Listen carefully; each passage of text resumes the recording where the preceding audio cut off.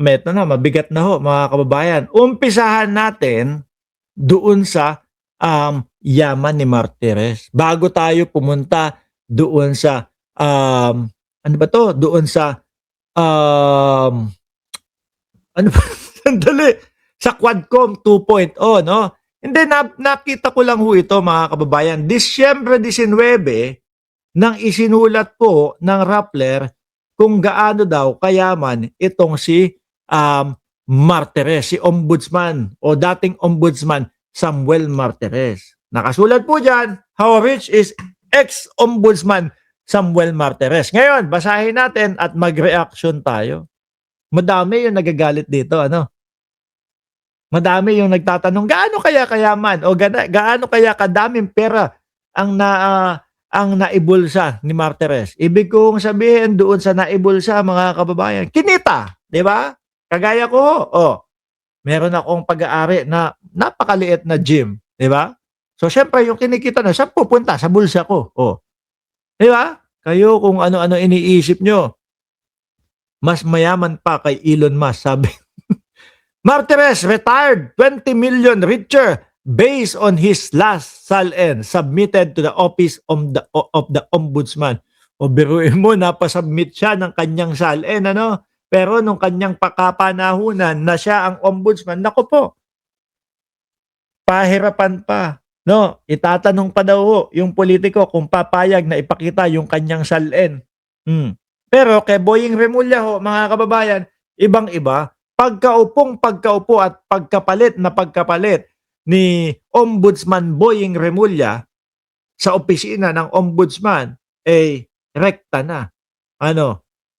Buksan lahat ng SALN or ipakita ang mga SALN sa mga Pilipino. Di ba? Sabi ni Sir Almond Lee, 157 siya at nandiyan din sino ba yun? Si pambansang nanay survivor, nandiyan na ho, huwag kayo maingay. Nako, birthday ho niyan ngayon. Greet nyo po, happy birthday. Okay. Former Ombudsman Samuel Martires' wealth grew by more than 20 million in his 6 years in the office. So magkano yun? Ibig sabihin, 20 million, 3 milyon kada taon ang itinataas ng kanyang kayamanan, 3 milyon. So magkano ibig sabihin nun? No? 3 milyon. Hindi lang, mga 3.5. 20 million. No? Dami pera, no? Divided by 6, no? 3.3 million per year divided by 12. Naku, 300,000 kada buwan. Aba, magkano ba sweldo ng isang ombudsman? Mga ganyan lang din, no? Ibig sabihin, hindi gumagastos to. Anyway, he is the same ombudsman known for restricting access to SALN which are public documented, mga kababayan. No? Siya yun. Kaya nga po nung umupo na ho si Ombudsman Boying Remulla, agad-agad pinabuksan ho eh. Bakit?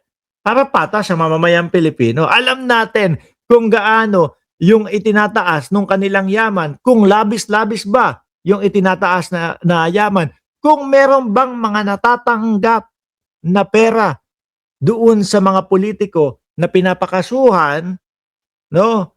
Tapos, wag mo na ituloy, Ombudsman. No, ito, 10 milyon, 5 milyon. No, kung merong mga ganon. Hindi ko sinasabi na si Ombudsman Martires ay ganon ho. Kumbaga, kung bakit kinakailangan na alam ng mamamayang Pilipino yung mga SALN nila.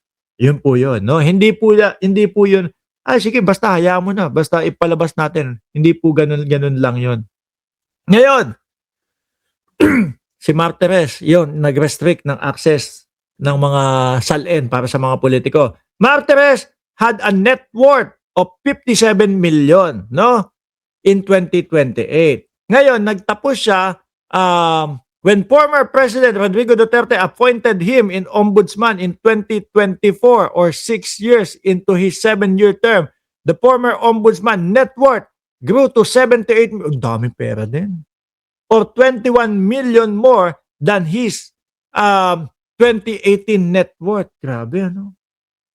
The former ombudsman ended his term in 2025 and his SALN for the said years will be available only by 2026. Biruin mo, ngayon lang natin ito lang natin makikita ho, no?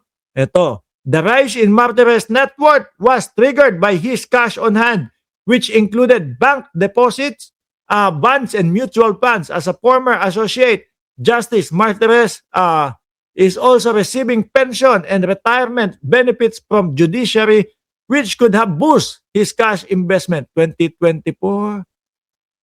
Ano ba dito? Ito. 20 million. No? Ayan nga. Kulang sa 80 million, which is 78 million. Ang dami oh. Cash, guns, Martires, personal assets, police. Pero mga kababayan, no? Magtataka ka talaga at talagang mapapaisip ka, bakit kaya hinadlangan nila Martires na makita ng mamamayang Pilipino yung mga salin ng mga politiko, no? In short, paldong-paldo si Ombudsman, no? Ombuds DDS man, Martires. Dami din ng pera talaga nito, mga kababayan. Ito pa, jewelries. Magkano yung jewelries nito? Ang labo naman nito. From 2020 ate, kailan ba yan? 19 something.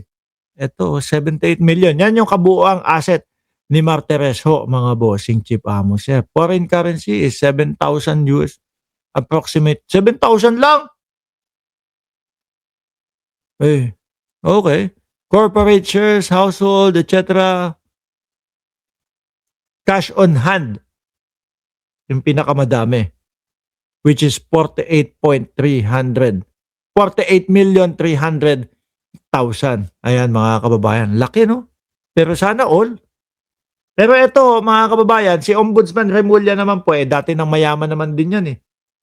'Di ba? Dati ng mayaman yan. At saka tingin ko mga kababayan, ibang-iba yung Remulla versus dito kay Martires dahil nga po lahat latag yung pagkakaiba nila. Yung isa, lahat parang laging may mga secret.